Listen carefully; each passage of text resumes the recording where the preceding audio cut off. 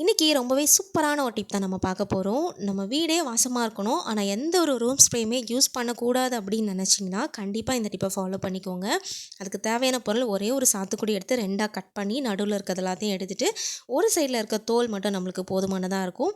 இப்போ வந்து நம்மக்கிட்ட பர்த்டேக்கு வாங்கினா பழைய கேண்டல்லாம் நம்ம வச்சுருப்போம், அதை எடுத்துக்கோங்க. கூட வந்து ஒரு 2 ட்ராப்ஸ் பர்ஃப்யூம் மட்டும் எடுத்துக்கோங்க.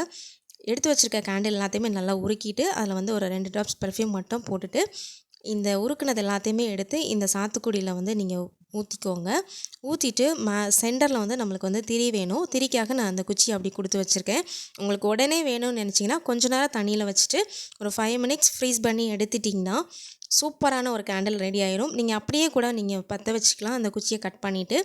இல்லை உங்களுக்கு வேணான்னா நீங்கள் அந்த சாத்துக்குடி தோலை வந்து உரிச்சிட்டு நீங்கள் சூப்பரான ஒரு குட்டியான ஒரு கேண்டில் வந்து நீங்கள் ரெடி ஆயிடுச்சு உங்களுக்கு. நீங்கள் வந்து நிறைய சாத்துக்குடி வாங்கும்போது இந்த மாதிரி ட்ரை பண்ணி பாருங்கள். பாய்.